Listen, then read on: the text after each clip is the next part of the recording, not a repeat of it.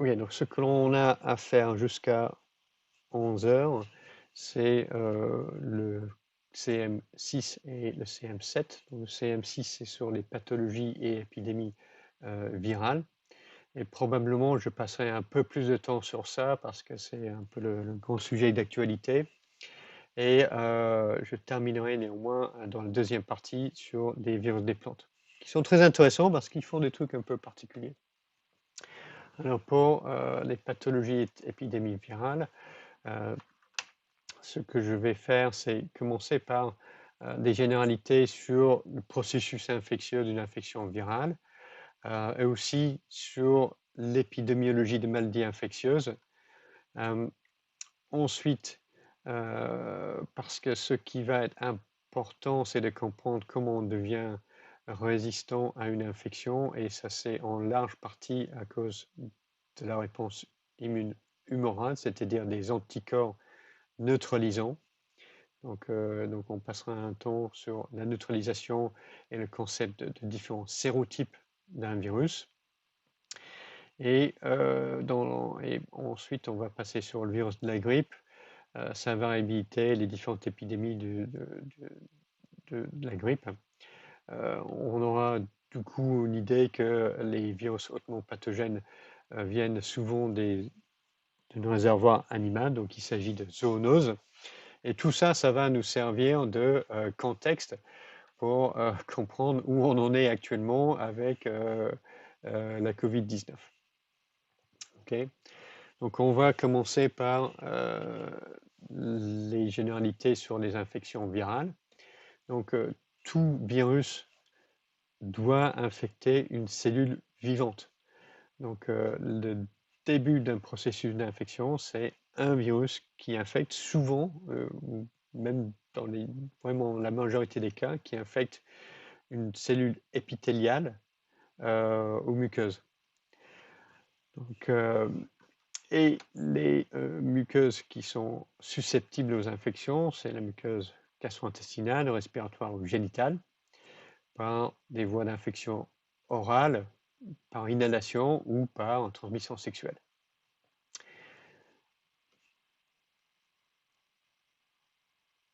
Donc, la peau, en revanche, c'est une barrière efficace contre la plupart des infections virales parce que la peau, la partie externe, est composée de kératinocytes mortes. Et donc, un virus ne peut pas infecter ces cellules parce qu'elles sont mortes. Donc, c'est rare qu'une infection virale démarre par infecter les cellules sur la peau. Néanmoins, il y en a certains qui arrivent à le faire, donc certaines espèces de papillomavirus humaines qui provoquent les virus plantaires, peut-être un ou deux poxvirus, peuvent rentrer directement par des sortes de petites micro-coupures à la surface de la peau. Mais c'est rare. Et la plupart des infections virales qui démarrent sur un site cutané sont en fait injectées par des vecteurs sous la peau, donc soit par des moustiques ou par des tiques. Donc ça c'est souvent des fièvres un peu dans des pays plus tropicaux, donc la fièvre jaune, la dengue, et divers fièvres et encéphalites sont transmises par des tiques. En France, on a des maladies transmises par des tiques, des fois chez les chasseurs, parce que on va dans la forêt, on se fait mordre par des tiques, et puis ces tiques peuvent transmettre des virus un peu bizarres. Donc, transmission par le sang, c'est également une autre voie d'entrée par des virus, par l'injection de l'utilisation de drogue ou plus rarement greffe d'organes. Donc dans ce cas-là, on a un contact direct entre des fluides biologiques ou des tissus biologiques d'une personne porteur du virus qui va être directement injecté chez une autre personne. Donc transmission sanguine, donc le VIH, l'hépatite B, l'hépatite C, greffe d'organes, des herpès virus, CMV et Epstein-Barr, qui restent sous forme latente dans les tissus qui sont greffés. Et notre mode de transmission extrêmement importante, ça peut être la transmission mère-enfant. Donc, une femme enceinte peut transmettre un virus soit au fœtus, donc la transmission in utero, c'est un problème pour certains virus, et souvent on a une transmission de virus très efficace lors de l'accouchement. Donc on a le bébé qui naît, qui est en contact avec le sang ou les sécrétions vaginales de la mère, qui peuvent porter de grandes quantités de virus. Et ça, c'est une sorte de transmission importante pour le virus de l'hépatite B et le VIH, par exemple. Ok, donc tout ça, c'est extrêmement important pour décider des mécanismes de lutte contre les infections virales pour prévenir la transmission.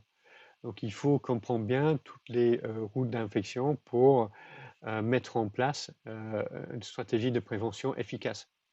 Donc par exemple, porter un préservatif, ça ne va pas être efficace pour prévenir l'infection par la Covid-19 par exemple. Okay, donc il faut avoir des mécanismes ou des moyens de lutte qui sont adaptés au mode de transmission.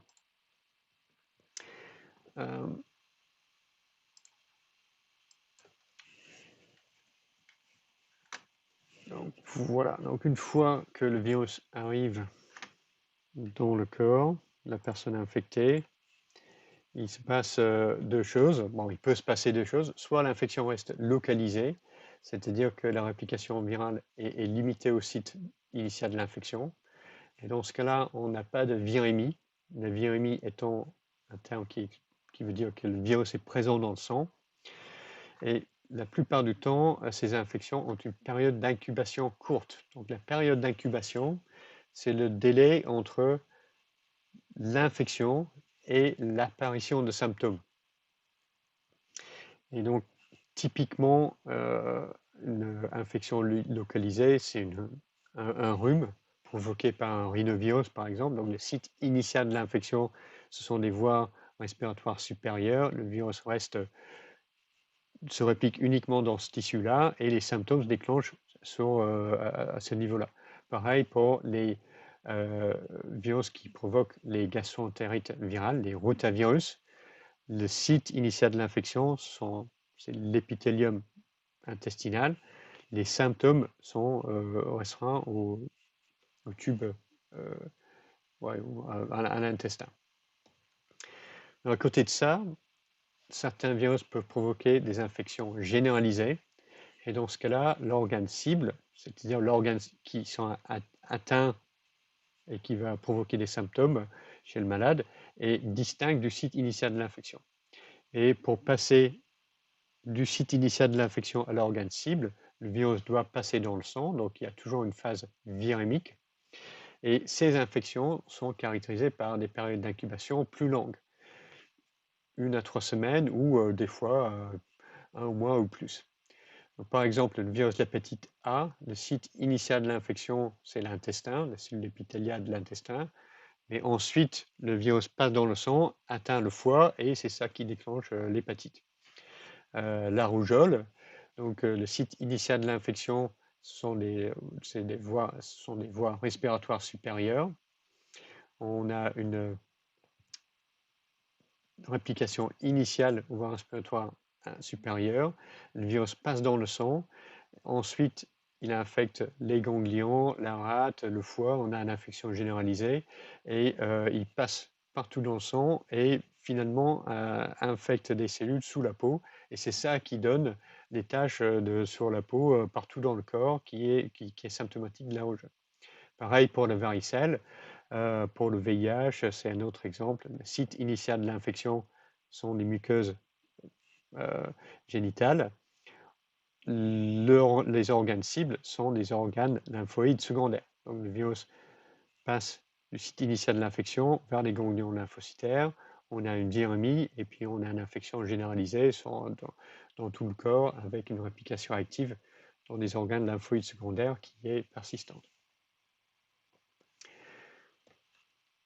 Donc, on a des infections qui peuvent être localisées ou généralisées. Et En termes de cinétique, on a deux types d'infections virales. On a des infections virales aiguës ou ponctuelles, où on a une pic de réplication virale qui est suivi par des symptômes, fièvre, malaise, fatigue, et ces symptômes-là indiquent que notre réponse immune a été réveillée par l'infection virale et on enclenche un peu la bataille pour éliminer le virus. Donc on a des infections aiguës qui sont relativement simples, donc on est un peu malade, notre réponse immune se démarre et puis on élimine le virus. Et ça, par exemple, les rhumes provoqués par les adénovirus, les rhinovirus, ou même le virus hépatite hépatite A, ce sont des infections aiguës qui se passent bien dans la grande majorité des cas. À côté de ça, on a aussi des infections virales aiguës qui sont extrêmement mortelles. Donc on a l'infection virale, le virus se réplique fortement, on a des symptômes qui deviennent de plus en plus sévères. La réplication virale n'est jamais vraiment contrôlée et on finit par mourir de l'infection. Donc ça, ce sont des infections virales hautement pathogènes comme l'infection par le virus Ebola Zaïre ou la rage. Et entre ces deux extrêmes, là, bon, on a pratiquement 0 personne infectée qui meurt, là, on peut aller jusqu'à 100% pour la rage. On a des cas intermédiaires, donc on a le virus de la grippe, le SARS et le SARS-CoV-2 qui sont un petit peu intermédiaires entre ces deux extrêmes. En plus de ça, on a des infections virales qui sont persistantes et qui sont de deux types. Donc on a des infections latentes où on a une primo-infection, donc le virus infecte la personne, on a des symptômes, ensuite ces symptômes disparaissent et pendant la phase de latence, il n'y a pas de réplication active du virus pendant des mois ou pendant des années, mais le virus reste dans le corps quelque part sous forme latente. Et ces infections latentes peuvent être réactivées périodiquement. Donc on a la réapparition d'une réplication virale, réapparition des symptômes qui vont disparaître, mais à nouveau, on a des cycles de latence-réactivation qui peuvent durer toute la vie de la personne. Donc ça, c'est vraiment la spécialité des herpès-virus. Virus herpès simplex 1 et 2, cytomégalovirus, le virus Epstein-Barr ou la varicelle. C'est typiquement des virus qui instaurent des infections latentes. Et à côté de ça, on a des infections chroniques. Et dans ce cas-là, on a une primo-infection avec une réplication importante du virus, des symptômes qui s'atténuent, donc des symptômes disparaissent, mais en fait, il y a toujours une réplication active du virus. Donc on a toujours présence du virus dans le sang et avec des symptômes qui ont tendance à s'accentuer et devenir de plus en plus graves avec la durée de l'infection chronique. Et finalement, si on ne fait rien, bon, souvent ça mène jusqu'à la mort de la personne infectée. Donc ça, c'est typiquement le cas pour l'hépatite B, l'hépatite C et le VIH. Ce sont des infections chroniques avec une réplication active du virus en continu. Et on a quelques cas un petit peu intermédiaires avec réplication active plus un réservoir latent. Ça, c'est les cas aussi du VIH. C'est la raison pour laquelle on ne peut pas guérir cette infection. Donc ça, c'est un peu des tableaux généraux du déroulement des infections virales. Un peu pour comprendre ce qui se passe avec la COVID-19, je vais passer un petit temps pour vous donner une introduction à l'épidémiologie des maladies infectieuses et surtout pour des maladies ou des infections virales aiguës. D'accord. Et donc tout ce modèle, enfin une bonne partie de notre compréhension de la dispersion de virus dans une population vient de ce qu'on appelle les modèles de type SIE ou SEIR ou SIR. Donc on commence avec une population où tout le monde est susceptible, c'est-à-dire S, et puis ensuite quelqu'un sera exposé au virus. devient exposé. Donc ici, on a une population avec 100 individus et une personne est exposée au virus. Ensuite, cette personne devient infectieuse et elle va transmettre le virus à 3 autres personnes qui sont du coup exposées à leur tour. Et ensuite, ces 3 personnes-là vont devenir infectieuses et passer le virus à d'autres personnes. Cette personne ici va guérir de son infection et il va sera immune et va devenir donc résistante à l'infection. Cette personne-là passe une case grise. Et ces 3 personnes-là qui étaient exposées sont devenues infectieuses et passent le virus à 3 autres personnes. Donc on a petit à petit le virus qui se répand dans la population. Mais plus on avance dans l'épidémie, plus on a une population d'individus qui ont été infectés, qui ont réussi à éliminer le virus et qui sont donc immunes et résistantes à l'infection. Donc plus le virus se répand dans la population, moins il trouvera de nouvelles hôtes à infecter. Donc, et petit à petit, bon, on finit par infecter peut-être la majorité des personnes dans la population et finalement, bah, le virus, il va s'éteindre. Donc, si on traduit ces chiffres-là à une sorte de graphique où on a à chaque cycle de réplication, j'ai compté le nombre d'infections nouvelles, le nombre d'infections totales et le nombre d'infections guéries. On a ce type de graphe avec le nombre d'infections nouvelles qui monte très rapidement à un pic et qui ensuite va diminuer jour par jour ou cycle de réplication par cycle de réplication parce que sur la pente descendante, bah, le virus ne trouve plus de personnes susceptibles à infecter. Et en nombre d'infections cumulées, bon, bah, on a une courbe un peu en sigmoïde. On commence avec 0 personnes infectées dans la population et puis on finit par voir 100% de la population et ont été infectés. Et un peu en décalage, le nombre de personnes infectées puis résistantes qui aussi est atteint 100%. D'accord? Donc ça, c'est typiquement une pic épidémique suite à l'infection d'un virus aigu dans une population susceptible. C'est ça que ça donne. Et donc, ce type de modèle explique bien l'épidémiologie des infections aiguës, par exemple la rougeole, varicelle, orion ou le SARS-CoV-2. Et qu'est-ce qui va se passer par la suite? Donc, dans une population vierge, donc on a ce pic épidémique important, et puis il peut se passer 2 choses. Donc, si on a une petite population isolée, donc ce qui va se passer, c'est que le virus va infecter toutes les personnes dans la population, et ensuite il trouvera 0 hôte susceptible. Donc le virus va disparaître parce qu'il n'a pas trouvé d'autres hôtes pour se maintenir. Et ça, c'est ce qu'on a pu observer sur des îles qui sont périodiquement touchées qui étaient périodiquement touchées par des épidémies. Donc il y avait un grand classique, c'était l'épidémie de rougeole sur les îles Féroé en 1846. Donc auparavant, ce virus n'avait jamais atteint cette île. Et du coup, quand il est arrivé, toute la population de l'île, c'était, je pense, quelques milliers de personnes, étaient susceptibles. Donc on avait une situation où on avait un virus qui arrive dans une population totalement vierge. Puis, du coup, il y avait un médecin danois qui était sur site pendant l'épidémie et qui a compté combien il y avait de patients jour par jour. Et donc, c'est la première fois qu'on avait une description du déroulement d'une épidémie de ce type. Plus récemment, on avait la rougeole qui a touché une des îles du Pacifique, plus petite population avec une ethnie différente et un fond génétique différent. Et cette épidémie a tué 12% de la population, quand même, sur l'île Rotuma.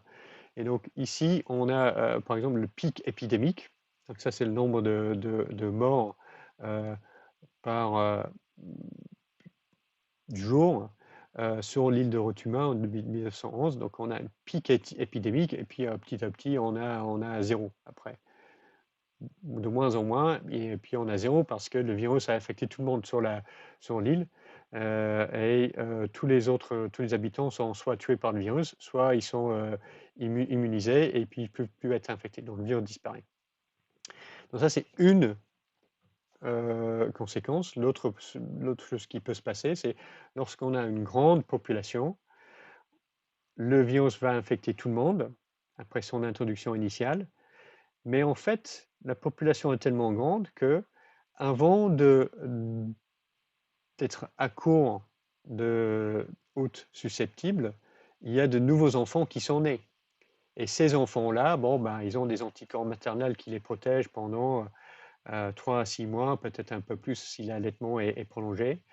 Mais au moment donné, après le sévrage, les enfants deviennent susceptibles. Et donc, on a des épidémies typiques des maladies d'enfance, c'est-à-dire que les enfants sont infectés tous les ans. Il y a une nouvelle population d'enfants susceptibles, donc le virus réussit à persister dans la population en infectant les enfants. Et en gros, tout le monde est infecté lors de l'enfance et tous les adultes sont immunisés. Donc ça, c'est typiquement la varicelle. Donc ça, c'est des articles, des données d'une analyse rétrospective des épidémies de varicelle chez les enfants dans la région de Veneto en Italie, avec des pics épidémiques tous les hivers chez les enfants. OK. Donc ça, c'est un petit peu en termes général ce qui se passe. Alors pour revenir à notre modèle SEIR, donc ce que j'avais fait ici, j'avais une personne infectieuse ici qui a transmis son infection à 3 autres personnes. Et c'est ça qui nous donne notre numéro de R, c'est-à-dire le taux de réplication du virus dans la population. Et le R0, ça veut dire que le taux de réplication initial du virus, ou 0,1e au premier tour de cycle de réplication du virus dans la population. Alors, plus l'épidémie se répand dans la population, moins le virus trouvera d'hôtes susceptibles. Donc, plus on avance dans l'épidémie, le numéro R va diminuer. Et c'est pour ça que petit à petit, l'infection s'éteint. Parce que plus tard dans l'épidémie, si on regarde ici, on avait 17 infections nouvelles ici. On va regarder ici, on avait 24 nouvelles infections à ce type-là. Ensuite, on n'avait que 17. Donc, c'est 24 personnes nouvellement infectées. Chacun a infecté moins d'une personne au cycle suivant. Donc, notre numéro de R ici était inférieur à 1. Et dès que le R est inférieur à 1, l'épidémie s'éteindra. Et c'est pour ça qu'on a toujours ces bulletins-là sur la radio, sur la télé, pour nous dire où est-ce qu'on est avec le R actuellement pour la COVID-19. Et si R est égal à 1, bah, ça veut dire que bon, bah, le virus il va se maintenir, quoi. Il reste là à un niveau constant. Supérieur à 1, bon, le nombre de cas va augmenter. Inférieur à 1, le nombre de cas va diminuer. Donc le numéro de R est important, le R0, parce que cela nous indique quel est le pourcentage de transmission qu'il faut bloquer pour contrôler l'épidémie. Donc si on a le SARS, donc le premier, on a estimé que son R0 était entre 2 et 3, donc il faudrait bloquer 50% à 2 à 67% des infections, et ensuite cela permettra de contrôler l'épidémie. Pour la variole, la R0 était entre 5 et 10, donc pour cela, il aurait fallu contrôler ou éliminer 80 à 98% des transmissions. Pour la rougeole, quasiment impossible à faire parce que le virus est tellement contagieuse qu'il est vraiment impossible à contrôler ces épidémies juste par les mesures de contrôle, se laver les mains, porter un masque, tout ça. Donc c'est pour ça que c'est la vaccination le seul moyen vraiment de éliminer ces infections. Alors pour le SARS-CoV-2, bon, il y a eu diverses études l'année dernière. La médiane, c'est à peu près 2,8, probablement quelque chose de proche de 3. Ce qui veut dire que bon, ben, les mesures de contrôle doivent bloquer les 2 tiers des transmissions si on veut contrôler l'épidémie par ces moyens-là. Alors, d'autres indicateurs épidémiologiques qui sont importants en maladies infectieuses, ce sont les Case Fatality Ratio, le CFR, et le Infection Fatality Ratio, le IFR. Donc le CFR, c'est le nombre de cas mortels divisé par le nombre de cas cliniques, c'est-à-dire parmi les malades, combien vont mourir. Et le IFR, c'est un peu différent parce que c'est pas le nombre d'infections mortelles, nombre de cas mortels divisé par le nombre d'infections. Donc le nombre d'infections, c'est probablement plus grand que le nombre de cas cliniques. Parce que selon le virus, on a des infections qui sont asymptomatiques des fois. Donc ces deux chiffres-là, CFR et IFR, ne sont pas la même chose. Et souvent, c'est le CFR qui est le plus facile à calculer parce que c'est plus facile de compter le nombre de personnes qui sont malades que de détecter le nombre de personnes qui sont infectées mais pas malades parce qu'ils ne vont jamais voir un médecin en fait. Donc pour donner quelques indications, moi j'ai récupéré quelques calculs de CFR pour des virus extrêmement mortels comme le virus Ebola Zaïre, très grande épidémie en 2014, 2010, 2016 en Afrique de l'Ouest. Il y avait presque 30 000 cas, plus de 11 000 décès pour un CFR de 40%. Donc ça c'est vraiment extrêmement mortel. Pour la variole, en tout cas chez les cas suffisamment malades pour être hospitalisés, le CFR était 30% en Inde dans les années 1970. Pour la rougeole, donc pareil, une épidémie récente en République démocratique du Congo, il y a 2 ans, 300 000 cas, un peu plus, 6 000 décès, le CFR 1,9%. Et la plupart des morts, c'était des enfants de moins de 5 ans. Et un peu pour comparer, la grippe saisonnière en France, donc là, il y a une surveillance tous les ans. Donc, il y a un réseau de médecins en de ville qui signalent chaque fois qu'il y a quelqu'un qui consulte pour un syndrome grippal. Donc, en 2018-19, on a estimé qu'il y avait peut-être 1,8 million d'infections en France, avec peut-être 8 000 décès qu'on pouvait pour lequel on disait que le virus était la cause principale de décès, et ce qui donne un CFR de 0,45%. Et donc, ces deux chiffres-là, le CFR et le R0, ça donne vraiment une idée de quelles sont les maladies infectieuses qui sont vraiment dangereuses. Parce que pour avoir un impact fort dans la santé d'un pays, il faut que le virus soit supérieur, extrêmement contagieuse et quand même dangereux. Et donc là, c'est un petit truc que j'ai trouvé récemment, le Microscope, si j'arrive à cliquer sur... Ouais, voilà, c'est ça. Donc je vais vous montrer ça.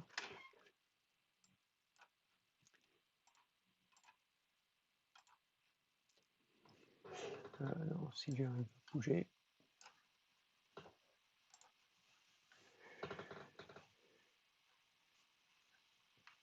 Ah, je ne sais pas pourquoi il fait comme ça. Ok, oui, voilà. Ok, donc là, il a donné tout un tas de maladies infectieuses. Et ça, c'est son CFR.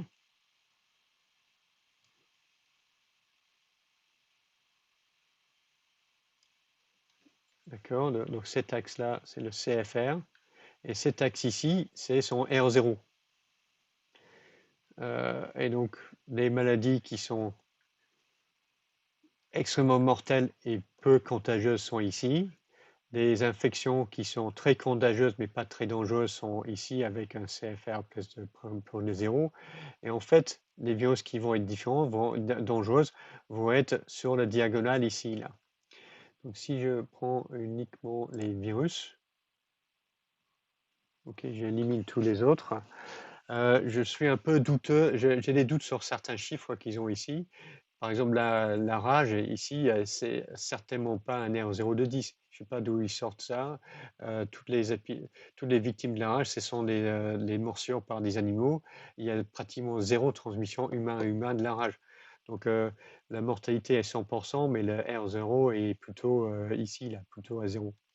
Pareil pour la poliomyélite, le CFR, il est là, je pense que leur valeur de 20%, ça c'est la proportion d'enfants qui ont une paralysie flasque qui meurent, ça c'est plus de 20%, mais en fait c'est un enfant infecté par 200 qui va donner qui aura une paralysie flasque. Donc l'IFR, il est vraiment ici là, à 0,1%. Donc les maladies comme ça, là, la variole, ça c'est vraiment probablement le plus dangereux, super contagieux et extrêmement mortel. Et la rougeole, quelque part ici. Donc le SARS-CoV-2, c'est comme ça là. D'accord. Donc relativement infectieuse, on est ici là, mais avec un CFR estimé de peut-être entre 0,5 et 2%. Ok, donc pour revenir à la présentation. Donc, d'autres choses qui sont importantes de façon générale en épidémiologie infectieuse, c'est la différence entre prévalence et incidence. Ça, c'est important. Donc, la prévalence, c'est le nombre ou la proportion de personnes qui sont atteintes par une infection à un moment donné. Et l'incidence, c'est le nombre ou la proportion de nouveaux cas par unité de temps. Donc, ça peut être par semaine, par jour ou par an. Et lié un petit peu à ça, c'est des attack rate. Et ça, c'est la proportion de la population qui est atteinte à la fin d'une vague épidémique. Alors, donc pour donner quelques exemples de ça, donc j'ai cherché des chiffres pour les infections à VIH en 2019, parce que ici, l'incidence et la prévalence vont être très très différentes, parce que c'est un virus chronique, c'est une infection chronique dont les personnes infectées restent infectées pendant longtemps. Donc la prévalence va être beaucoup plus élevée que l'incidence. Donc un pays comme le Royaume-Uni, on a une prévalence 100 000 personnes, c'est-à-dire 0,17% de la population, mais que 4300 infections par an, donc 0,007% de la population. Pour l'Afrique du Sud, qui est le pays avec la prévalence plus élevée au monde, on a presque 20% de la population adulte, 7 500 000 personnes qui sont séropositives pour le VIH, et ça se traduit par 240 000 nouvelles infections par an, quoi. D'accord. Donc, prévalence, incidence sont deux choses différentes et il faut garder ça en tête. Ok. Donc, neutralisation et sérotype. Donc, on va passer à ça pour considérer qu'est-ce qui rend les personnes infectées résistantes à l'infection. Et donc, dans la présentation des infections aiguës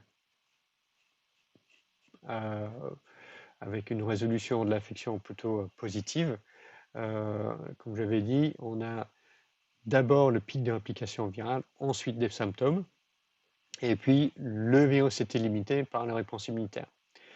Donc dans un premier temps, c'est la réponse immune innée avec le système interféron qui va contrôler, qui va rendre les cellules d'hôte moins susceptibles à l'infection virale. Ensuite, la réponse immune cellulaire, les lymphocytes NK et les lymphocytes T cytotoxiques qui vont tuer des cellules infectées. Et ce sont ces deux mécanismes-là qui sont probablement le plus important pour éliminer et contrôler une infection aiguë. Ensuite, la réponse humorale, c'est-à-dire des anticorps spécifiques du virus, apparaissent peut-être les IgM à partir de 2 semaines après l'infection ou peut-être à partir de 3 ou 4 semaines post-infection. C'est-à-dire on a une séroconversion après la phase aiguë de l'infection. D'accord? Et ces anticorps-là vont persister pendant longtemps, pendant des mois ou des années après l'infection. Tandis que la réponse cellulaire a tendance à se diminuer, donc il y a une mémoire cellulaire, mais les CTL, les lymphocytes cytotoxiques spécifiques d'un virus, ne vont pas persister à des niveaux élevés dans le sang pendant très longtemps. Ils vont redescendre à un niveau plus faible. Tandis que les anticorps vont persister dans le sang pendant longtemps. Et c'est ça qui confère le statut d'immunité résistante à une infection. Et donc, on a une différence entre les infections virales aiguës que l'on attrape une fois dans la vie et ensuite on est immune. Donc, la variole, poliomyélite, la rougeole, les orients varicelles et le virus de l'hépatite A, en général, on les attrape une seule fois dans la vie. Et on a aussi des infections aiguës qui sont récurrentes. C'est-à-dire qu'on peut les attraper plusieurs fois dans la vie. Les adénovirus, les rhinovirus qui provoquent des rhumes, le virus de la grippe, on peut être infecté plusieurs fois au cours de la vie. Et la grande différence ici, c'est que pour les infections ponctuelles, les virus ont un ou un nombre limité de sérotypes. C'est-à-dire quoi? C'est-à-dire que les anticorps qui sont générés contre une souche du virus vont être efficaces contre toutes les autres souches du virus. Bon, pour le poliomyélite, il y a 3 souches virales, donc il y a 3 sérotypes, mais le virus n'est pas si prévalent que ça, donc on ne le rencontre jamais plus d'une fois dans la vie. Pour les adénovirus et les rhinovirus, on a identifié des dizaines de sérotypes distincts. Donc, si on est infecté par un rhinovirus humain de type 14, par exemple, l'année prochaine, on peut être infecté par un rhinovirus humain de type 20 et les anticorps contre le type 14 ne protègent pas contre le type 20. Et donc, c'est pour ça qu'on est réinfecté. Pour le virus de la grippe, bon, on va voir que la notion de sérotype, c'est un peu plus compliqué. On verra ça par la suite. Mais globalement, c'est ça qui distingue si on peut être réinfecté ou non par un virus aigu. Et la fin du cours aujourd'hui, ça va être un petit peu en considération où est-ce que ça en est pour le SARS-CoV-2. Alors, pour mesurer expérimentalement cette histoire de sérotype et la capacité des anticorps à bloquer l'infection virale, on utilise des tests dits de neutralisation. Et ça marche comme ceci. Donc, on commence par un sérum d'une personne qui a été exposée au virus et on prépare une série de dilutions de ce sérum. Donc 1 sur 4 et les dilutions de 2 en 2. Et on va rajouter aux cellules, en présence de ces différentes dilutions de sérum, une quantité fixe de virus. Donc par exemple de 10 TCID50. Donc 10 TCID50 sont capables d'infecter tous les puits de nos réplicas ici. Et je vais infecter 6 puits dans chaque condition. Je mets ça dans l'incubateur quelques jours et ensuite je vais compter les puits avec un ECP. Et le résultat, ça va être quelque chose comme ça. Donc quand mon sérum est peu dilué, les anticorps dans le sérum arrivent à bloquer l'infection par ce virus, tandis que quand mon sérum est très dilué, il n'y a pas assez d'anticorps pour bloquer l'infection et donc tous mes 6 puits vont montrer un effet cytopathogène. Et à un moment donné, je vais passer de 100% de mes puits infectés à seulement, non, 0% de mes puits infectés, avec un puits infecté sur 6, ensuite 5 puits infectés sur 6, et ensuite 6 sur 6. Donc ce que je vais faire un graphe du pourcentage des puits infectés versus le facteur de dilution de mon sérum. D'accord? Et on va trouver la dilution du sérum qui est capable de bloquer 50% des infections. Et donc ici, ça tombe sur la dilution 1 dixième, 1 vingtième, 1 trentième, 1 quarantième à peu près. Donc mon titre neutralisant dans ce sérum, c'est 1 sur 40. Et évidemment, plus mon sérum est fort, plus mon sérum a la capacité de bloquer l'infection virale, plus ce chiffre va être élevé. Donc 1 sur 1000, c'est un titre neutralisant plus fort que 1 sur 100, par exemple. D'accord? Alors, donc ça, c'est comme ça qu'on fait un titre neutralisant d'un sérum. Ensuite, comment je peux savoir si j'ai deux souches de virus, s'il s'agit de deux souches du même sérotype ou de deux souches d'un sérotype différent. Mais dans ce cas-là, on va préparer une sérodéduction avec le même sérum, mais je vais mettre les deux souches de virus différentes. Donc là, j'ai le virus A, donc c'est la même espèce, ok, mais c'est deux souches du même virus avec le même sérum. Donc, si je fais ce test avec le virus A et mon sérum neutralise le virus A, j'aurai la protection de mes cellules dans les puits pour certaines dilutions de mon sérum. Si je fais le même test avec le virus B et tous mes puits sont infectés, quelle que soit la dilution du sérum, je peux conclure que mon sérum qui a neutralisé le virus A n'est pas capable de neutraliser le virus B et donc mes deux souches de virus A et B sont de sérotypes différents. D'accord? Et c'est comme ça qu'on sait qu'on a un seul sérotype du virus de la rougeole, par exemple, ou 47 sérotypes distincts des adénovirus humains. D'accord?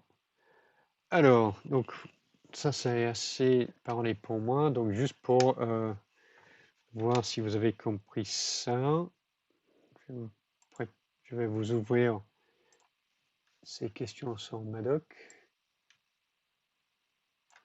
Et vous pouvez me dire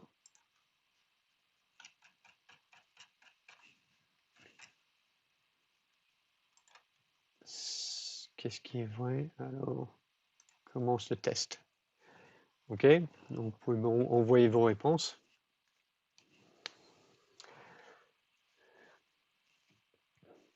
Effectivement, pour le A et le B, j'ai rien raconté, mais c'est à vous de utiliser vos connaissances générales en virologie pour savoir si c'est vrai ou pas.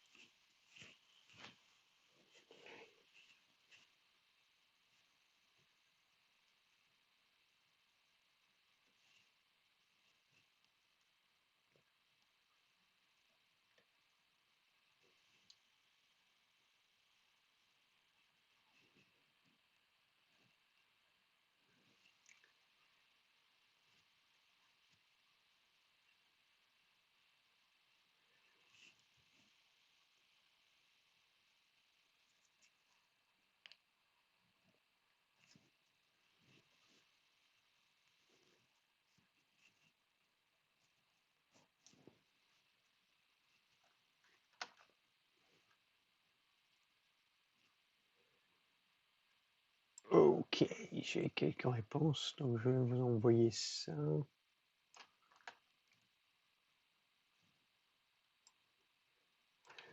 Ah, non, mais fais pas ça, on naze. OK, donc c'est ça la réponse que vous avez envoyée. Alors, pour la question 1, oui, vous avez tous raison, ça c'est faux. Donc, les anticorps, c'est pas, c'est pas bon ça. Pour les virus nus, les anticorps neutralisants se fixent sur la capside, mais chez les virus enveloppés, la capside c'est l'intérieur, donc c'est les glycoprotéines d'enveloppe qui sont la cible des anticorps neutralisants chez les virus enveloppés, et pas la capside. Donc, c'est faux. 4, c'est également faux. Il se développe minimum 2 semaines, plutôt 3 semaines, 4 semaines après le début de l'infection. Une semaine après le début de l'infection, on n'a pas encore à la séroconversion. On aura une réponse cellulaire, mais probablement pas d'anticorps. Donc 4, c'est faux, c'est après ça. 3, 1 sur 100 000 est un fort titre d'anticorps neutralisant. Ça, c'est certainement vrai, ça. Donc plus ce numéro, 100 000, 1 million, tout ça, c'est super fort. 1 sur 50, c'est faible. 1 sur 20, c'est faible. 1 sur 100 000, c'est fort. Et finalement, le 2, un anticorps neutralisant doit empêcher la fixation d'une virus à son récepteur cellulaire. Globalement, oui, c'est vrai, mais en fait, ce n'est pas le seul mécanisme de neutralisation. Mais effectivement, en gros, c'est ça, oui. OK, donc pour revenir au cours.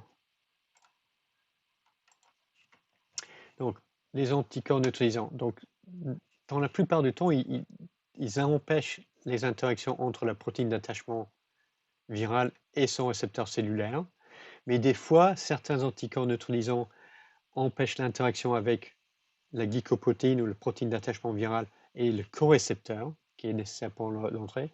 Et pour les virus enveloppés, certains anticorps neutralisants, ils agissent après la fixation, c'est-à-dire que cet attachement-là, le virus se fixe sur son récepteur. Ensuite, pour l'entrée des virus enveloppés, les domaines de fusion doivent provoquer la fusion membranaire entre l'enveloppe du virus et une membrane cellulaire. Et certains anticorps neutralisants empêchent ce processus. D'accord? Donc en fait, c'est pas que l'interaction entre les protéines d'attachement viral et son récepteur, ça peut aussi être autre chose.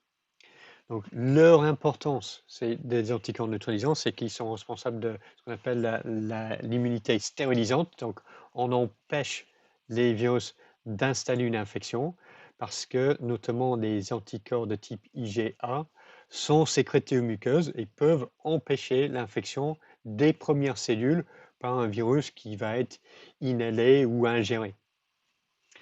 Et une autre chose qui est importante, c'est que tous les anticorps ne sont pas neutralisants.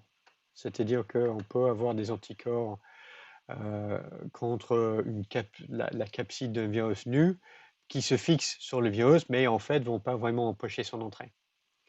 Donc il y a certains sites à la surface du virus qui sont susceptibles aux anticorps neutralisants et d'autres sites sur le virus qui, en fait, les anticorps peuvent se fixer et le virus, il s'en fiche, quoi. Ça l'embête pas plus que ça. Et ça, c'est un peu le problème chez, par exemple, le VIH, c'est-à-dire les personnes séropositives, s'ils n'ont pas un traitement antirétroviral, ils ont plein d'anticorps dans leur sérum, mais ce sérum-là, mais ces anticorps-là ne neutralisent pas le virus qui circule chez eux. Ok, donc ça c'est l'industrialisation. Maintenant qu'on connaît un peu tout ça, on va regarder d'abord le virus de la grippe et ensuite la Covid de ça. Ouais. Qu'est-ce que je vais faire? Je pense que ce que je vais faire, je vais continuer pendant tout ce cours.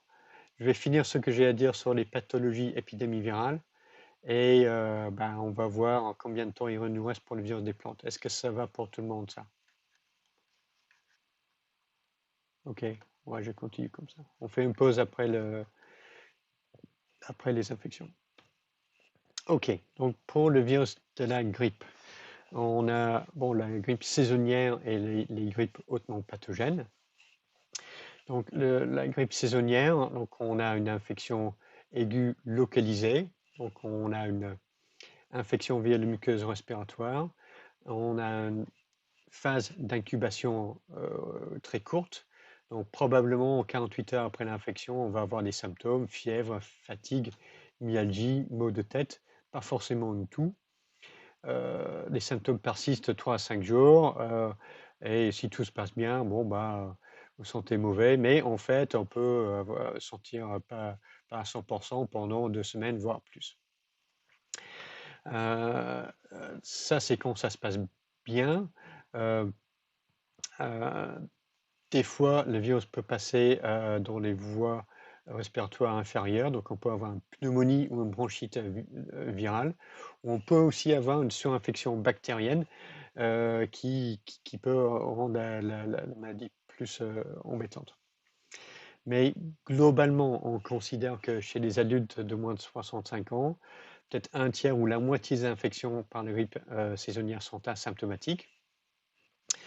Et en termes de pathologies sévères, ce sont des personnes âgées et des jeunes enfants qui sont à plus haut risque de pathologies sévères. C'est-à-dire qu'on va avoir une pneumonie ou une surinfection bactérienne qui peut tuer des gens. Donc on a Comme on a vu par les chiffres de tout à l'heure, la grippe saisonnière, bon, en France, ça peut être 1 ou 2 millions d'infections par an avec peut-être 5 à 10 000 décès. Donc on a un CFR de inférieur à 1% et un IFR probablement inférieur à 0,1%. Parce que le CFR, il est calculé sur le nombre de consultations chez le médecin. Et tout le monde qui est un petit peu malade, mais pas suffisamment pour aller voir le médecin, bon, enfin, ça passe un petit peu inaperçu, quoi.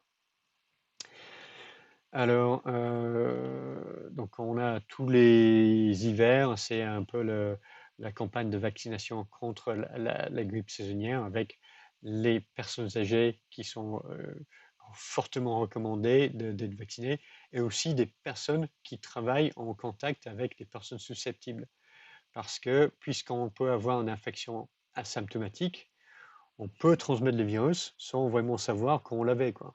C'est pour ça que le personnel hospitalier, le personnel dans les EHPAD sont fortement incités à se faire vacciner tous les ans. Alors, le virus qui provoque ça, ce sont les virus de la grippe, virus d'influenza de type A. Donc, il y a deux souches qui circulent au niveau mondial, la souche H1N1 et la souche H3N2, et une souche est le virus influenza de type B. Alors, les H1N1, c'est quoi? Ce sont les sérotypes des deux glycoprotéines de surface qui sont l'hémagglutinine et la neuraminidase. Donc, l'hémagglutinine, c'est la glycoprotéine d'attachement et d'entrée du virus, et la neuraminidase, c'est ce qui permet de libérer efficacement les virus à partir des cellules infectées. Et les anticorps neutralisants contre le virus sont dirigés contre l'hémagglutinine. Alors, la notion de sérotype chez le virus de la grippe, c'est un petit peu flou. Donc, si on a une série de souches virales de la grippe et une série de sérums de personnes ayant été infectées, on peut tester chaque sérum contre toutes les souches virales et on peut marquer que peut-être mon premier sérum va neutraliser les souches A et B et aucun des autres. Mon deuxième sérum va neutraliser les souches B, C et D et aucun des autres. Et le troisième sérum, etc., etc.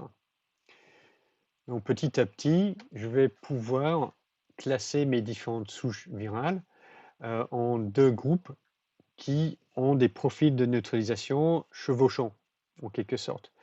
Donc, toutes ces souches-là, A, B, C, D, E et F, on va les classer dans le même sérotype H, même si, en fait, chaque sérum sera incapable de neutraliser l'ensemble des souches virales du même sérotype. D'accord? Donc, on a la notion de sérotype, c'est un peu séro-groupe, de façon large. Alors, pourquoi on a autant de variabilité en termes de neutralisation entre les souches virales du même sérotype? Ben ça, c'est parce que c'est un virus ARN en moins qui mute énormément et tous les ans, l'hémagglutinine qui est en circulation dans la population accumule des mutations. Et si on regarde où se trouvent les mutations qui sont accumulées depuis quelques années, depuis plusieurs années d'épidémie grippale, on a répertorié tous les sites ici sur un monomère de l'hémagglutinine. Et si on regarde de près, le petit truc en vert, là, ça c'est l'acide sialique. Donc ça c'est le site de fixation du virus sur son récepteur. Les acides aminés directement concernés avec les interactions avec l'acide sialique ne sont pas modifiés, mais les acides aminés tout autour ici, là, vont être variables. Et donc, ce sont ces mutations-là qui vont empêcher des anticorps neutralisants de se fixer sur ce site-là, qui est directement impliqué dans l'interaction entre l'hémagglutinine et la fixation sur son récepteur. Donc, ces acides aminés peuvent être mutés pour bloquer l'interaction entre le l'hémagglutinine et des anticorps neutralisants, mais en fait, ils n'empêchent pas vraiment la fixation de virus sur son récepteur. Et tous les ans, on a une sorte de course-poursuite entre le virus qui accumule des mutations et la réponse immune humorale dans la population susceptible qui s'adapte à des nouvelles variantes du virus. Et petit à petit, on a ce qu'on appelle la dérive antigénique, c'est-à-dire que la séquence protéique de l'hémoglutine va être modifiée dans le temps et c'est ça qui permet au virus de persister dans la population d'année en année. Et donc, on peut regarder ça par un petit peu les changements dans les souches utilisées pour le vaccin contre la grippe saisonnière. Donc, tous les ans, il y a une réunion des experts pour décider quelle souche du virus on va mettre dans le vaccin contre la grippe saisonnière, qui est composée de 2 souches de virus de la grippe de type A et une souche de type B. Et en fait, la souche H3N2 a tendance à muter plus rapidement que la souche H1N1 et que la souche B. Mais néanmoins, les 3 souches H3N2, H1N1 et B évoluent dans le temps en continu. Et c'est pour ça qu'on ne sera jamais débarrassé de ce virus. D'accord? Donc c'est ce qu'on appelle la dérive antigénique, c'est l'accumulation de mutations petit à petit au cours du temps. À côté de ça, de ce processus en continu, on a eu plusieurs périodes depuis une centaine d'années où on a eu l'apparition soudaine de nouvelles souches du virus de la grippe contre laquelle personne n'avait d'immunité. Et ça, c'était l'origine des souches pandémiques, donc avec initialement la grippe espagnole, et puis périodiquement différentes souches qui rentrent et qui apparaissent dans la population. Et ces souches pandémiques sont à l'origine des zoonoses, c'est-à-dire on a un virus de grippe aviaire qui est transmis à l'être humain, soit directement, donc soit c'est un virus aviaire qui s'adapte à l'être humain, ou alors on a un réassortiment génétique avec un virus de la grippe aviaire qui se recombine avec un virus humain. Et dans les 2 cas, cela donne un virus qui a une nouvelle hémagglutinine contre laquelle la population n'a aucune immunité. Donc ce processus s'appelle la substitution antigénique et la facilité pour les virus de la grippe est vraiment une conséquence de l'organisation du génome en plusieurs segments génomiques. Donc ce qui semble se passer, c'est lorsqu'on a 2 virus de la grippe, un virus aviaire ici et un virus humain qui infecte la même cellule chez la même personne infectée. Les 2 virus vont se répliquer et ensuite les différents segments génomiques peuvent être libérés dans une particule qui va avoir un génome mosaïque, c'est-à-dire avec certains segments génomiques venant du virus humain et d'autres segments génomiques qui viennent du virus aviaire. Donc ça, c'est un réassortiment, ce n'est pas vraiment une recombinaison génétique parce qu'on n'a pas la même molécule qui se casse, on a juste les différents segments génomiques qui vont être combinés ensemble. Et, oui.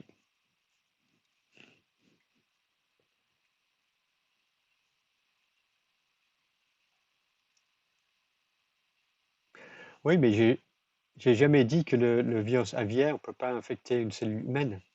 Donc, donc ce qu'on a, c'est que l'infection par le virus aviaire, donc on imagine, donc soit il y a 2 possibilités. Il a été proposé que des fois, on a la rencontre de ces 2 virus dans un 3e hôte, qui est proposé d'être le cochon, en fait, qui est à la fois susceptible au virus aviaire et au virus humain. Et donc, les 2 souches virales différentes peuvent se répliquer efficacement dans un 3e hôte. Donc ça, c'est une chose qui a été proposée et ça semble être l'origine du virus de la grippe mexicaine qui a surgi en 2009. Donc, 3e hôte qui est susceptible aux 2. Et le 2e scénario, c'est lorsqu'on a un virus aviaire qui se réplique très efficacement chez, par exemple, le poulet ou le canard, les gens qui travaillent dans les élevages, ils peuvent être exposés à des taux de virus extrêmement élevés. Donc même si le virus est très inefficace pour infecter les cellules humaines, bon, de temps en temps, puisqu'on est exposé à une quantité de virus infectieux extrêmement élevée, le virus peut infecter des cellules humaines, même si c'est inefficace. Et si cette personne-là est infectée par un virus de grippe saisonnière en même temps, c'est à ce moment-là qu'on peut avoir un réassortiment. D'accord? Très bonne question d'ailleurs. Et donc c'est pour ça que on surveille les épidémies ou les infections de grippe aviaire dans les élevages, parce que les personnes qui travaillent directement en contact avec ces oiseaux sont peut-être les sources de nouveaux virus qui vont infecter tout le monde, quoi. Et on est très inquiet pour ça parce que jusqu'à la SARS-CoV-2, c'était la grippe espagnole qui était l'épidémie virale qui avait tué le plus de monde dans toute l'histoire. Et donc ça, c'était une épidémie qui, entre 1918 et peut-être en 1920, qui a tué peut-être 20 à 40 millions de personnes dans le monde. Et on considère que le virus a infecté probablement un tiers de la population mondiale, avec un taux de mortalité de peut-être 2,5 à 5%. Les estimations sont un peu vagues parce que ce n'était pas vraiment facile de compter le nombre total d'infections. Et donc, c'est quelque chose qui a un impact global. Et sur ces graphes-là, c'est un peu vieux les données, mais ça, c'est l'espérance de vie aux États-Unis en fonction de l'année de naissance de l'individu. Donc, on voit qu'au cours du XXe siècle, de 1900 jusqu'en 1950, l'espérance de vie augmente, sauf ici, bing. Ça, c'est la grippe espagnole qui est passée par là et qui a fortement impacté l'espérance de vie des enfants nés en 1918-1919. Donc ça, c'était un événement de santé majeur et qui avait son origine pas en Espagne, mais probablement en lien avec la Première Guerre mondiale, soit dans une base militaire aux États-Unis, soit dans des bases au fond de l'Ouest. Je sais pas, j'ai l'impression que les États-Unis et le Royaume-Uni se disputent un petit peu la parenté de la grippe espagnole, mais on ne saura probablement jamais la véritable origine. Mais ce qui est certain, c'est que les conditions des soldats sur le front dans les tranchées étaient extrêmement propices à l'adaptation d'un virus aviaire à l'être humain. Parce que là, on a beaucoup de gens qui sont entassés les uns sur les autres. Donc, on a qui dorment, qui vivent dans des zones très, très restreintes avec une hygiène de vie très moyen. Donc, ce sont des conditions de transmission très, très propices pour permettre l'adaptation d'un virus qui, au départ, est peu efficace pour infecter des gens, pour vraiment s'adapter. Donc, ces conditions-là ont joué un rôle important. Ensuite, à la fin de la guerre, les soldats étaient rentrés chez eux et c'est ça qui a aussi joué un rôle dans la dispersion du virus, certainement aux États-Unis avec les soldats qui rentraient de l'Europe. Donc, pourquoi ce virus était-il si dangereux? Bah, son hémagglutinine, la H1, était d'origine aviaire et avait l'air d'être vraiment particulièrement pathogène. Et ça, on a démontré dans quelques expériences il y a peut-être une vingtaine d'années maintenant. Ce sont des chercheurs japonais qui ont créé un virus recombinant avec une souche de la grippe H1N1 humain. Et ils ont recombiné ce virus et ils ont rajouté l'hémagglutinine de la grippe espagnole qu'on a identifié en séquençant le génome à partir des prélèvements de personnes qui avaient été mortes il y a une centaine d'années. Et donc ce virus recombinant, avec uniquement l'hémagglutinine du virus de la grippe espagnole, devient extrêmement pathogène. Donc ça, c'est une coupe de tissu pulmonaire. Ça, c'est une souris non infectée. Ça, c'est une souris infectée avec la grippe normale. Ça, c'est avec la grippe recombinante avec uniquement l'hémoglutine, la grippe espagnole. Regardez tous ces tissus, toutes ces cellules-là qui infiltrent dans le tissu et les souris sont très gravement malades ici. Donc, c'est l'hémagglutinine elle-même qui était un facteur de pathologicité important et d'autres facteurs de pathologicité dans d'autres protéines virales. Et ce qui était intéressant, c'est que actuellement, tout le monde en a 0 anticorps neutralisant contre cette hémagglutinine-là. Donc en noir, ce sont les titres neutralisants contre l'hémagglutinine du virus de la grippe espagnole en fonction de l'année de naissance de la personne. C'était que des personnes nées avant 1920 qui avaient des anticorps neutralisants contre ce virus. Donc ça, c'est important pour deux choses. D'abord, ça montre que la mémoire de la réponse immune est incroyable. Ces tests-là étaient effectués à peu près en l'an 2000 et des gens qui avaient été infectés 80 ans avant, quand ils étaient enfants, avaient encore des anticorps spécifiques du virus dans leur sang. L'autre chose, c'est que nous, maintenant, si ce virus-là échappe du laboratoire, tout le monde est susceptible. Donc c'était une manip super dangereuse dans un laboratoire de BSL-4. Donc on a toujours peur qu'on va avoir une nouvelle souche de grippe extrêmement pathogène et extrêmement contagieuse qui va provoquer une pandémie très dangereuse pour l'humanité. C'est pour ça qu'on a une surveillance mondiale des souches de grippe aviaire hautement pathogène, parce que les pandémies précédentes avaient toute une origine aviaire. Et donc on a une surveillance mondiale de ces souches de grippe aviaire hautement pathogène. Donc, entre 2003 et 2015, on avait la souche H5N1, 2013-2017, on avait la souche H7N9, et actuellement, on surveille la souche H5N8. Et plus ou moins transmissible à l'être humain, ok, donc pour l'H5N1, sur 12 ans, ça a infecté 860 personnes, tué plus de 400 personnes. CFR 50%, 40% pour l'H7N9. Donc, fortement pathogène et relativement peu contagieuse. Et la crainte était toujours que si ce virus-là, par exemple, la H7N9, devenait un peu moins pathogène et un peu plus contagieuse, ça pouvait provoquer un vrai problème. Donc on a une surveillance mondiale, donc à chaque fois qu'on a un foyer d'infection avec beaucoup d'oiseaux qui sont touchés par ces virus-là. On surveille les gens qui travaillent à proximité et leurs familles. On trace les contacts. On distribue des médicaments antiviraux à titre préventif pour éviter la transmission du virus. Et chez la population en risque, on va vacciner contre la grippe saisonnière. Et ça, c'est pour prévenir ces recombinaisons, ces réassortiments qui peuvent avoir lieu lorsqu'on a un virus de la grippe aviaire qui infecte la même cellule que le virus de la grippe saisonnière. C'est pour ça qu'on a une vaccination contre la grippe saisonnière. Et on essaye de développer de nouveaux vaccins aviaires pour empêcher le maintien de ces virus dans les élevages. Ok, donc pour la grippe, ok, qu'est-ce qui est vrai à propos de la grippe? Je vais vous démarrer cette question.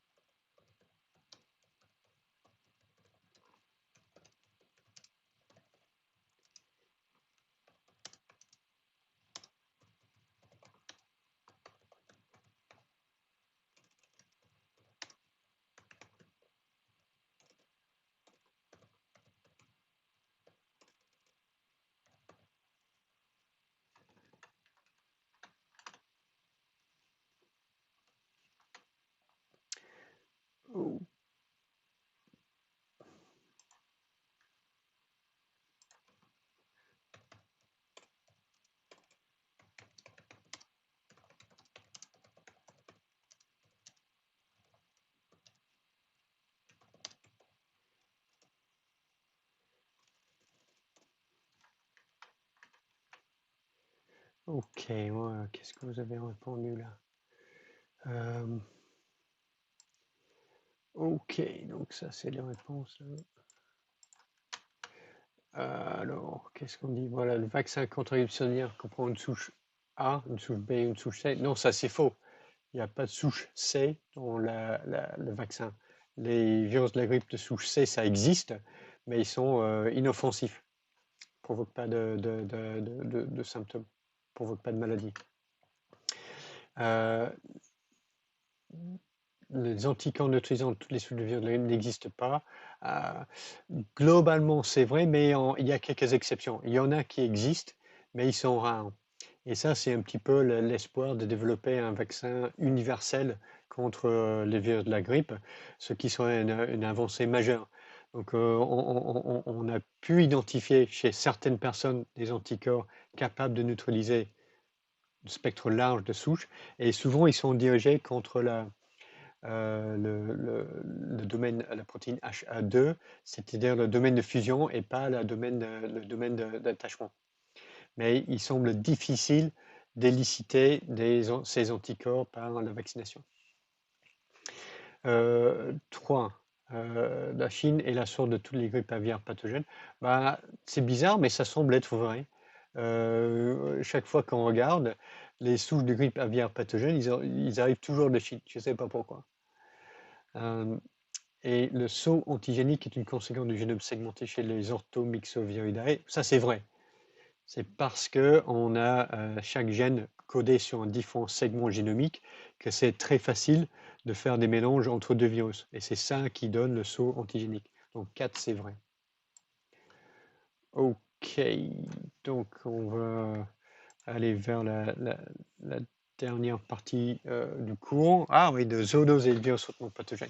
Ouais, donc juste un petit truc pour dire que donc c'est cet exemple de virus de la grippe aviaire qui sont hautement pathogènes, qui sont responsables des pandémies. Ça, c'est un exemple de zoonose, c'est-à-dire une transmission d'un virus animal à l'espèce humaine. Et souvent, cette transmission est liée à une forte pathogénicité. Donc, c'est le cas pour la rage, qui sont transmis par morsure à partir des chiens, mais l'hôte naturel, le réservoir, semble être les chauves-souris. Le virus Ebola, pareil, ça peut être transmis par des primates mais l'hôte naturel, c'est la chauve-souris encore. Le VIH, c'est un virus de primate transmis à l'être humain.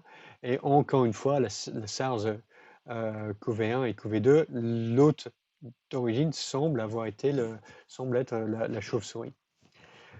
Pour la rougeole, c'est moyennement pathogène. On se demande si c'est pas aussi un monde lointain dans le passé, une transmission de l'animal vers l'être humain. La variole, virus hautement pathogène, mais on n'a jamais vraiment trouvé un virus semblable chez l'animal. Mais néanmoins, ces transmissions animal-humain ou les zoonoses, soit le virus animal n'arrive pas à infecter l'être humain, ce qui est bien, ou alors lorsque le virus arrive à nous infecter, il est fortement pathogène. Donc, quelque part, il y a une sorte de décalage entre notre réponse immune et le processus infectieux déclenché par ces virus. Et le résultat, c'est une infection qui peut être hautement pathogène. Et souvent, ce qui ressort ici, c'est que ça semble toujours être les chauves-souris. Et pourquoi c'est eux qui sont les plus dangereux?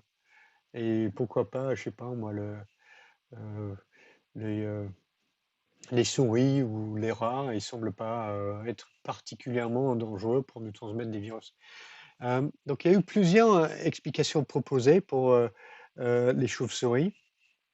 Ils ont des particularités de leur biologie. Donc souvent, ils habitent en grandes colonies dans les caves. Ils peuvent avoir 200 000 individus dans la même colonie. Et ça, c'est une population suffisamment large pour permettre la circulation en continu de virus pathogènes. Donc avec un petit peu l'épidémiologie des populations. Donc ça, c'est peut-être une raison. Une autre raison, c'est que bon, bah, ils ont une sorte de hibernation en hiver et les gens ont pensé que ouais, peut-être c'est ça qui permet aux chauves-souris de résister à des virus qui sont très pathogènes pour nous. Et une autre facette de leur biologie, c'est que curieusement, il semble s'échapper à cette tendance chez toutes les espèces mammifères d'avoir une relation linéaire entre leur taille, la masse corporelle et la durée de vie. Donc les chauves-souris peuvent être très petits mais vivre très longtemps et sont, on va dire, plus lentement qu'un autre mammifère d'une taille semblable.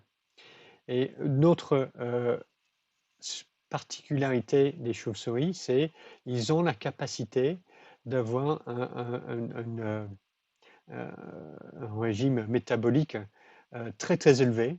Donc ils volent, leur cœur bat très très rapidement, leurs muscles se contractent très très rapidement, beaucoup plus que nous. Mais cela semble se passer sans vraiment déclencher l'inflammation ou abîmer le tissu musculaire. Et pareil, ils semblent être capables de supporter des forts taux de réplication virale sans déclencher l'inflammation. Et il y a des chercheurs qui ont, enfin il y a des gens qui ont proposé qu'en fait ces deux choses-là sont liées et ce serait cette protéine-là, la NLRP3, qui joue un rôle important dans le déclenchement de l'inflammation après de nombreux stimulus, soit une infection, soit d'autres types de stimulus pro-inflammatoires. Et donc,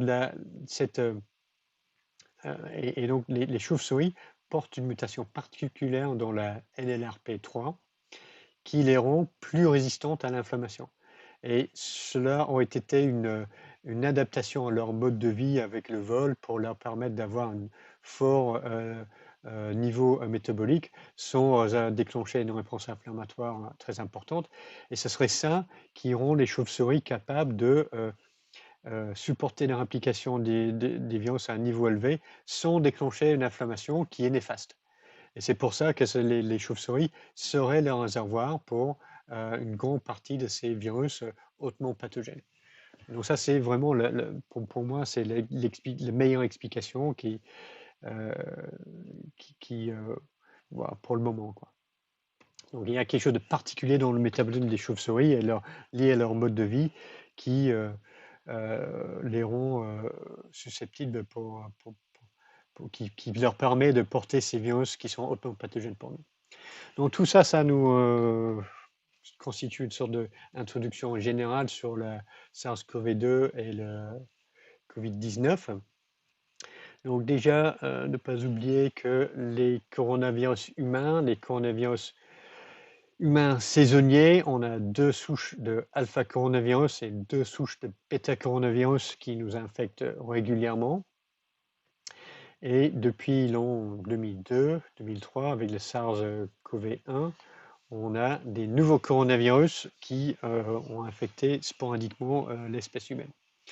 Donc, encore une fois, le virus, c'est le SARS-CoV-2 et COVID-19, c'est la maladie, plus pour être précis.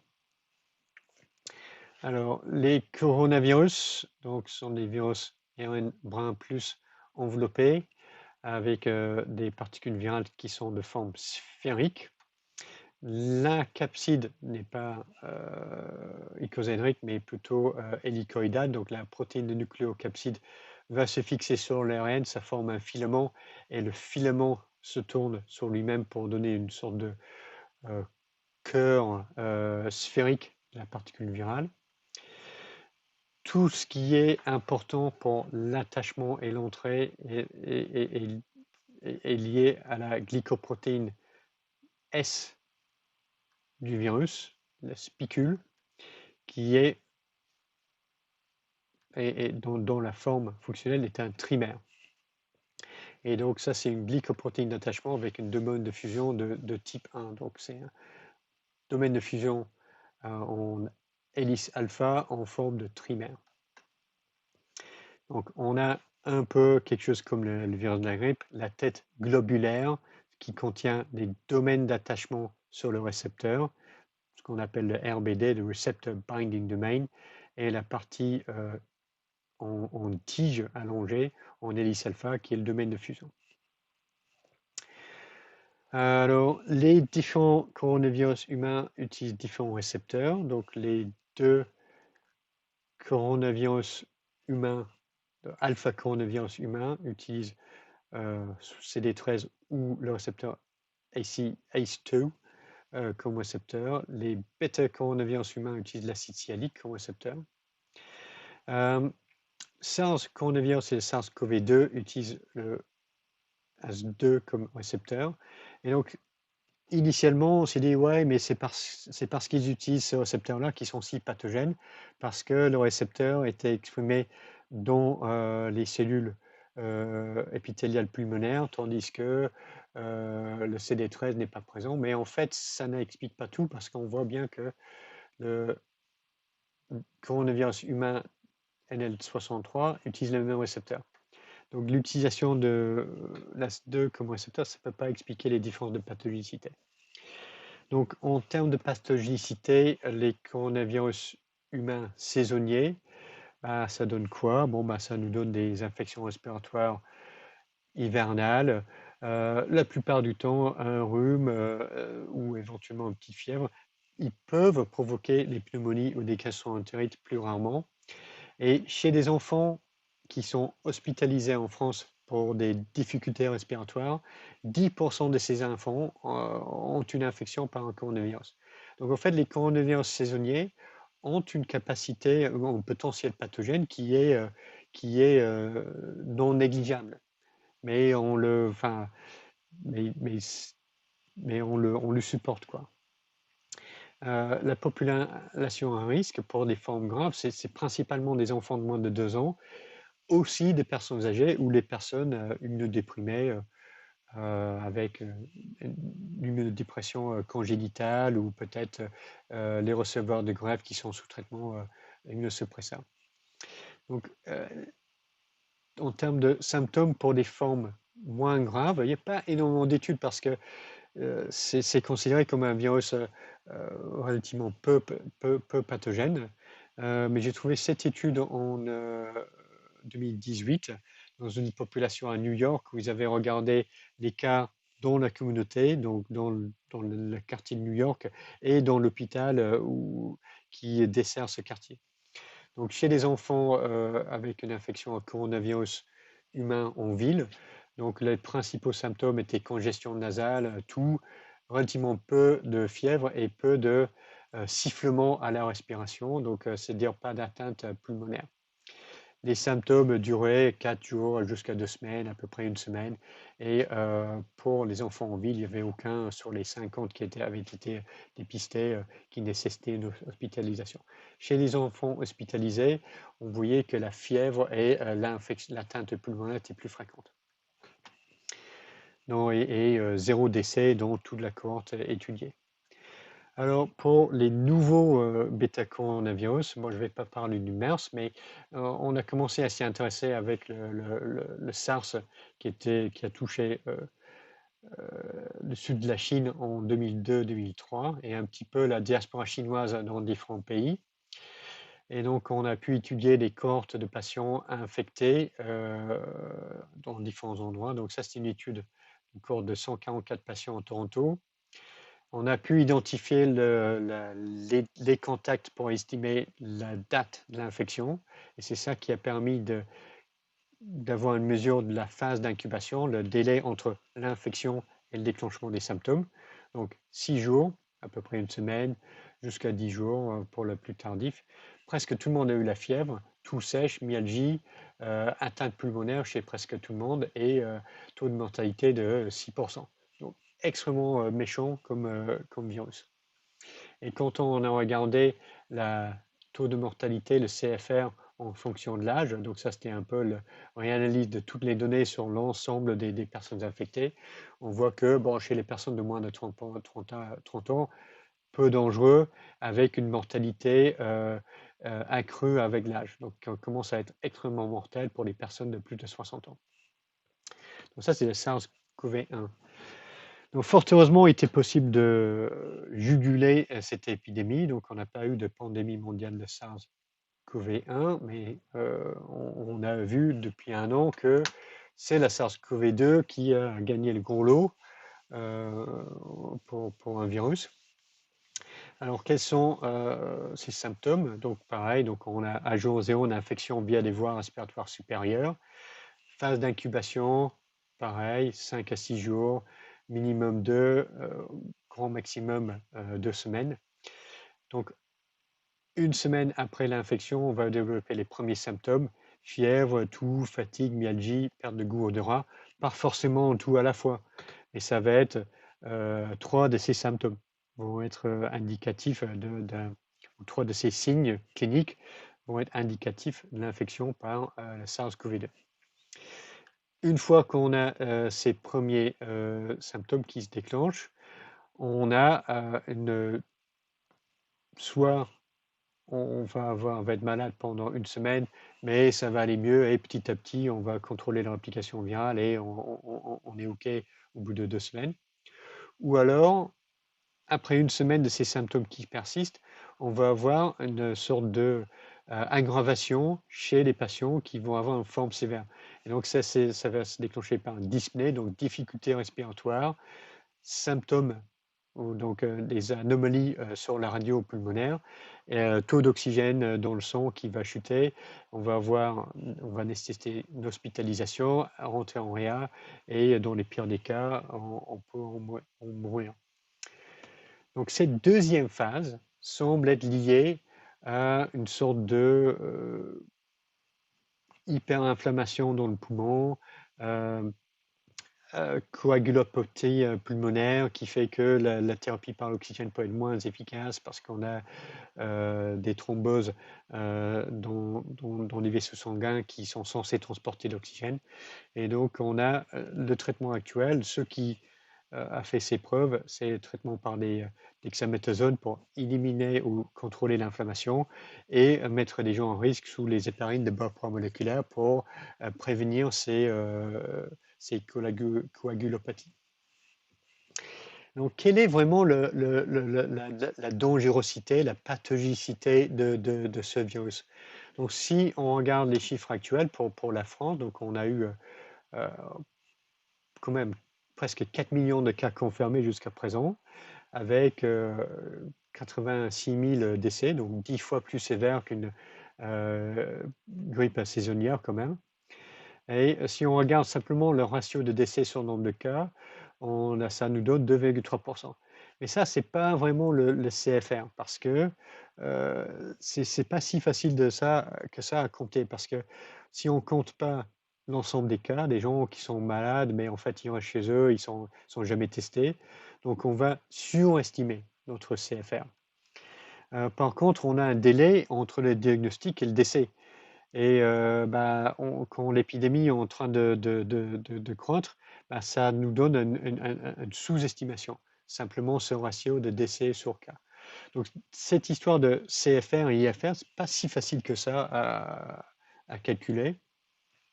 Et surtout pour l'IFR, il faut tenir compte des infections subcliniques, soit des infections qui sont asymptomatiques, chez les enfants, souvent le cas, ou alors on est un peu malade, mais pas suffisamment pour aller consulter chez le médecin. Et ça, c'est difficile à compter ces cas. Donc, néanmoins, il y a une équipe d'épidémiologues à l'Institut Pasteur qui a essayé de faire ça en tenant en compte toutes les données épidémiologiques qui existaient en France à la fin du mois de mai. Et ça, c'était des résultats publiés en Science. Donc, pour chaque tranche d'âge, ils ont essayé de calculer la probabilité d'être hospitalisé si on est infecté. Pour chaque tranche d'âge, si on est hospitalisé, quelle est la probabilité d'être admis en réa? Et si on est hospitalisé, quelle est la probabilité d'en mourir? Donc pour vous, même si vous passez à l'hôpital avec une infection SARS-CoV-2, bon, ma foi, vous avez probablement 2% de chance seulement de mourir, 98% de chance de vous en sortir bien. Pour moi, c'est un peu moins bien mes chances. Si j'attrapais le virus et si je rentrais à l'hôpital, j'aurais probablement 8% de chance de sortir les pieds devant. Donc avec tous ces calculs-là, ils ont fini par calculer l'IFR, l'Infection Fatality Rate, en fonction de l'âge de la population. Donc en gros, Pour tout le monde qui est moins de 30 ans, l'IFR, c'est moins de 0,01%, moins d'une chance sur 10 000 d'être tué par le virus après une infection. Et avec le risque qui augmente avec l'âge et qui se devient vraiment sérieux à partir de l'âge de 70 ans. Et donc, si vous avez plus de 80 ans, vous avez quand même 8% de chance d'y passer, quoi. Et globalement, l'IFR dans la population française était estimé à 0,5%. Une infection sur 200 va finir par tuer quelqu'un. Et ça, c'est fortement dépendant de la démographie des pays. Donc, l'IFR est 0,5% en France parce qu'on a une population avec pas mal de personnes âgées dans la population. Donc, on a probablement, si on compte tous ces segments du pyramide, on a probablement 8% de la population qui a plus de 70 ans. Pour un pays comme la République démocratique du Congo, le SARS-CoV-2, ça ne va jamais être un problème parce qu'on a très très peu de personnes âgées relatives à la population.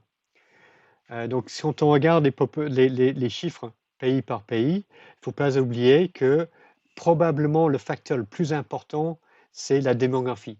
Quelle est la proportion de personnes âgées dans la population? Et c'est ça qui va être le principal déterminant de la pourcentage de personnes dans la population qui sera tuées par le virus. Probablement le deuxième déterminant, c'est la proportion de personnes obèses dans la population. Mais globalement, moins on a de personnes âgées dans la population, moins on aura de mortalité Covid-19. Alors, où est-ce qu'on en est actuellement? Donc ça, c'est quelque chose que j'ai regardé juste hier ou avant-hier. Donc ça, c'est sur le site de Johns Hopkins. On peut avoir ces graphiques qui indiquent les infections actives au niveau mondial. Donc le virus est vraiment partout. On a probablement 200 000 nouveaux cas détectés par jour. Et je dirais que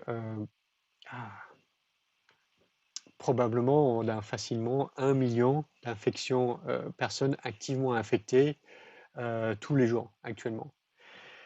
Donc si on regarde la charge virale dans le salive, probablement on est à 100 000 à 1 million de copies de virus par ml de salive et on en produit 1 litre par jour, par personne. Et donc si on fait ce calcul, si on multiplie toutes ces choses-là ensemble, on arrive à la conclusion que ce virus-là, il est en train de produire probablement entre 10 puissance 14 à 10 puissance 15 copies de son génome par jour. Et même pour un virus avec un taux de mutation relativement faible, certainement pour un virus ARN, ça produit énormément de variabilité génétique et phénotypique tous les jours actuellement. Donc on est dans une situation où on va avoir... Oh, qu'est-ce qui se passe? Une compétition darwinienne entre les différentes variantes virales. Et maintenant qu'on a commencé à vacciner des gens et que dans différents pays, on a une proportion de la population qui a déjà été infectée, qui commence à être relativement importante, on va avoir une compétition entre les souches virales dans une population qui devient moins susceptible. Donc, il y a la possibilité qu'en fait, on aura la sélection des variantes qui résistent aux anticorps qui sont efficaces contre la souche initiale. Et donc, c'est pour ça qu'on a une surveillance des nouvelles variantes qui émergent, qui deviennent dominantes dans la population. Et je pense que je vais vous montrer ce site web de GSAID qui est vraiment génial. Et là, par exemple, c'est la souche brésilienne P1. On voit que là, c'est la situation actuelle, toujours majoritairement au Brésil, mais avec des foyers un peu partout dans le monde. Et ça, c'est un petit peu son essor. Donc, on a le virus, cette souche-là, qui est indétectable jusqu'en novembre. Et à partir de mi-novembre, il devient super représenté dans toutes les souches d'Amérique du Sud. Donc, je vais vous montrer ça parce que c'est vraiment chouette, je trouve, ce site. Ah, c'est pas ça. C'est plutôt ça. OK. Donc, ce que l'on peut faire, on peut choisir sa souche. Moi, je préfère la souche sud-africaine, c'est celle-là. Ok, la souche sud-africaine, on se retrouve là. Et ce que l'on peut faire,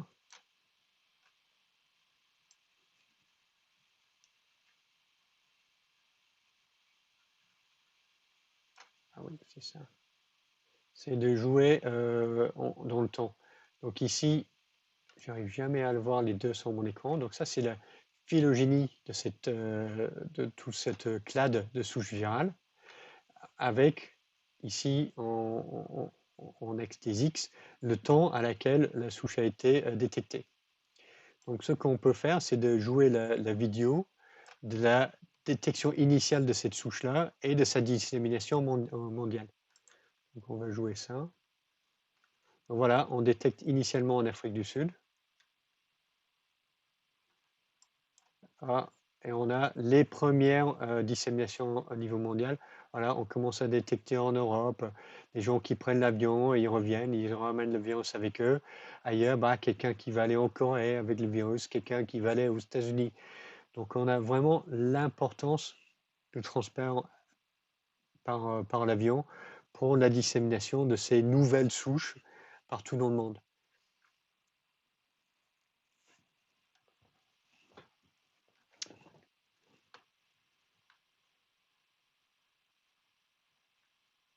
Ok, donc voilà, et donc ça c'est la situation actuelle, cette nouvelle souche qui a eu son origine en Afrique du Sud, maintenant bon, elle est ici, elle est un peu à droite et à gauche, et un peu partout. Donc la question pour toutes ces souches nouvelles, c'est toujours un petit peu, est-ce que c'est dangereux ou est-ce que c'est juste une, la dérive génétique qui est neutre? Donc, est-ce qu'on a vraiment un échappement à la neutralisation par ces souches ou pas? Donc, une chose qui est intéressante ici, c'est que pour la souche anglaise, sud-africaine et brésilienne, elles partagent un certain nombre de mutations dans le domaine de fixation sur le récepteur, le RBD, de la glycoprotéine S, et qui sont la N501Y, K417, K417N, E484K et N. Et surtout, ces deux souches-là, sud-africaines et brésiliennes, elles ont intégré les mêmes mutations.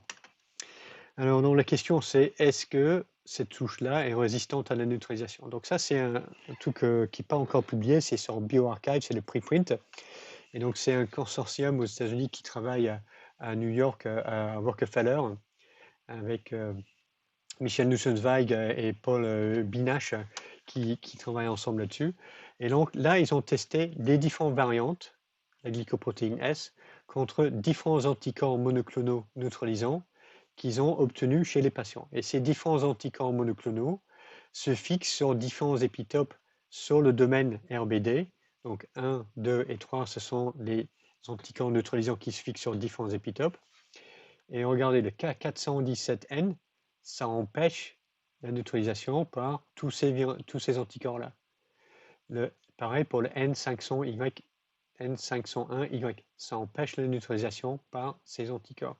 Le E484K, ça empêche la neutralisation par les anticorps de classe 2. Donc en fait, on a deux épitopes distincts ici, et les mutations dans la glycoprotéine S qui sont présentes dans ces souches virus vont empêcher la fixation des anticorps sur ces sites. Et en termes de structure, c'est ça qu'on voit. Donc, le C663, c'est cet anticorps-là. Il se fixe sur les RBD qui est en gris ici, comme ça. Et le K417, c'est vraiment au cœur du site de fixation de cet anticorps sur son récepteur. 501, c'est juste là. C'est pour ça que ces deux mutations, K417N et le N501Y, vont empêcher ces anticorps-là de se fixer sur le virus. Pareil pour le E484 qui est pile poil dans le site de fixation de cet anticorps, le C643. Donc oui, ces mutations-là permettent au virus d'échapper à la neutralisation. Donc un sérum, quelqu'un qui était infecté, n'a pas juste un seul anticorps dans son sérum. On développe toute une panoplie d'anticorps de différentes spécificités. Donc ici, ils ont testé le taux de neutralisation, le titre neutralisant dans le sérum des patients 1 mois après infection et 6 mois après infection. Et donc ça, c'est contre le virus sauvage, ça, c'est contre le virus qui porte les 3 mutations. Et effectivement, le titre neutralisant est diminué.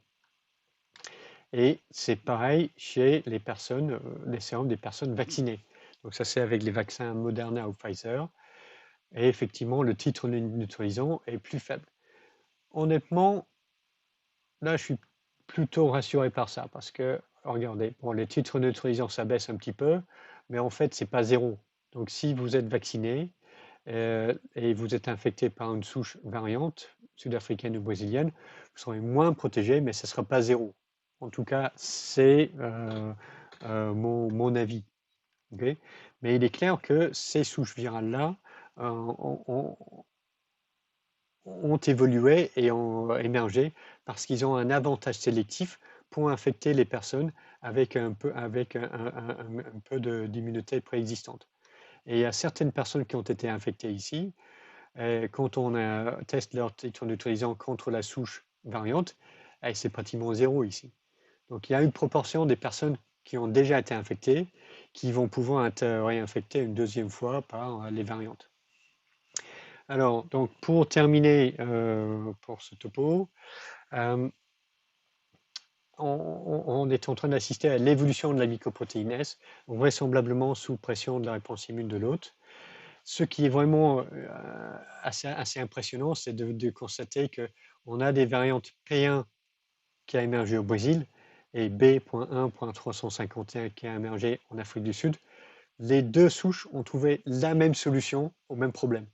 Donc c'est une convergence évolutive ciblée vraiment sur ces 3 acides aminés sur la glycoprotéine S. Et donc ça ressemble vraiment au phénomène de dérive antigénique qu'on a chez le virus de la grippe. Et donc ce qui va se passer par la suite, on ne peut pas vraiment prédire actuellement. Donc soit le SARS-CoV-2 va avoir beaucoup de solutions possibles pour muter la glycoprotéine S et persister dans la population, ou alors il va avoir un nombre limité de solutions possibles et on réussira et il pourra infecter les gens 2 ou 3 fois, mais ça sera fini, ou on pourra vacciner contre 2 ou 3 souches et ça suffira. Actuellement, vraiment, c'est impossible de savoir ce qui va se passer. Mais en tout cas, une chose qui commence à être discutée, c'est est-ce qu'on va être obligé de vacciner les personnes âgées tous les ans avec un vaccin avec la nouvelle souche. Donc ça, à la limite, c'est envisageable. On pourrait même le combiner avec le vaccin contre la grippe saisonnière. Mais en tous les cas, l'éradication de ce virus est absolument impossible maintenant. Il est partout. Il a infecté vraiment des millions de personnes au niveau mondial. Donc le SARS-CoV-2, c'est vraiment le 5e coronavirus humain actuellement. Et dernier mot pour ce cours. Donc, à ne pas oublier qu'il y a beaucoup de personnel hospitalier qui ont été infectés et tués par ce virus parce qu'ils sont exposés à des forts niveaux du virus. Et mention un peu spéciale pour Dr. Wenyang Li, qui était médecin en Chine, à Wuhan. C'est lui qui a signalé les premiers cas il y a plus d'1 an. Il a été prié de fermer sa gueule par les autorités publiques de Wuhan. Et malheureusement pour lui, il était infecté, il est mort il y a 1 an à l'âge de 33 ans. Donc vraiment, c'était quelqu'un qu'il faut avoir une pensée à lui. S'ils avaient écouté un peu plus tôt ce qu'il racontait, peut-être ça nous aurait épargné des millions de morts partout dans le monde.